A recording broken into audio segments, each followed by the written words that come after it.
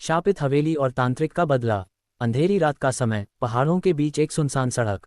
आरव, एक documentary film maker, अपने दोस्तों नेहा और रोहित के साथ एक शापित हवेली की शूटिंग के लिए निकला है। गांव वालों की चेतावनी, जो हवेली में गया वो वापस नहीं आया। लेकिन तीनों हंसकर आगे बढ़ते हैं। जंगल में गाड़ी खराब हो जाती है और मजबूरी में वे पैदल हवेली की ओर बढ़ते हैं। हवा में अजीब सी गंध और दूर से आती घंटियों की आवाज़ उन्हें घेरने लगती है। हवेली के फाटक पर पहुंचते ही फाटक अपने आप खुलता है।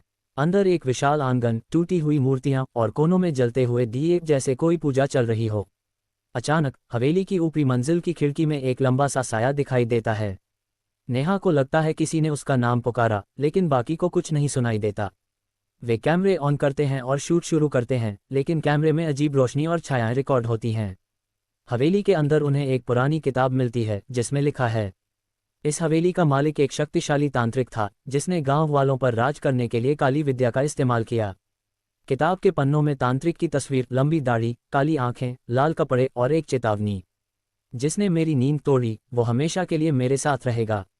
अचानक किताब से धुएं का गुबार उठता है और कमरा ठंडा हो जाता। रोहित पर अचानक अदृश्य ताकत हमला करती है। वह हवा में उठकर दीवार से टकराता है।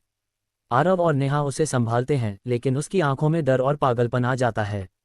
वह बार बार कहता है, वो आ रहा है, वो मुझे ले जाएगा। कमरे के कोने में लाल चमकती आंखें उन्हें घूर रही हैं, लेकिन टॉर्च डालते ही कुछ नहीं होता।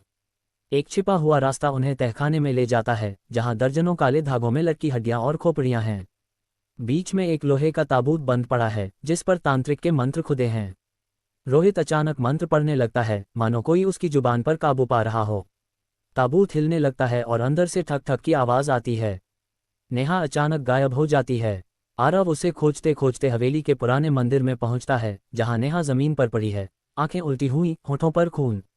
पीछे दीवार पर तांत्रिक का साया, जो धीरे धीरे इंसानी रूप में बदल रहा है। आरव उसे खींचकर बाहर लाता है, लेकिन नेहा की आंखें बदल चुकी हैं, अब उनमें लाल रोशनी है। नेहा अब तांत्रिक के काबू में है और आरव को हवेली में गहराई तक ले जाती है। वह बार बार कहती है, तुम्हें सच देखना होगा। अंदर एक विशाल कमरा, दीवारों पर खून से बने चिन्ह और बीच में आग का गोल घेरा। घेरे के अंदर तांत्रिक खड़ा है, जो धीरे धीरे पूरी ताकत से जीवित हो रहा है। वह कहता है, तुम सब अब मेरे हो। आरव और रोहित, जो कमजोर हालत में है, भागने की कोशिश करते हैं, लेकिन हवेली के दरवाजे और खिड़कियां अपने आप बंद हो जाती हैं। बाहर तूफान, बिजली और हवा में चीखें गूंज रही हैं। सीढ़ियों पर तांत्रिक का कंकाल चलता हुआ उनकी तरफ आता है, और जैसे जैसे वह करीब आता है, उसका शरीर मांस से भरने लगता है। आरव को हवेली के मंदिर में रखी एक चांदी की तलवार याद आती है। वह दौड़कर तलवार लाता है और मंत्र पढ़ते हुए तांत्रिक पर वार करता है। तांत्रिक की चीख हवेली को हिला देती है, दीवारें टूटने लगती हैं और सब कुछ अंधेरे में डूब जाता है। अचानक सब शांत हो जाता है, हवेली का दरवाज़ा खुल जाता है। आरव और रोहित बाहर निकलते हैं, लेकिन नेहा कहीं नहीं मिलती। कुछ महीनों बाद आरव अपने घर में अकेला है। रात को दरवाजे पर दस्तक होती है। वह दरवाज़ा खोलता है, नेहा खड़ी है, मुस्कुराती हुई, लेकिन उसकी आंखों में वही लाल चमक। पीछे तांत्रिक का साया खड़ा है।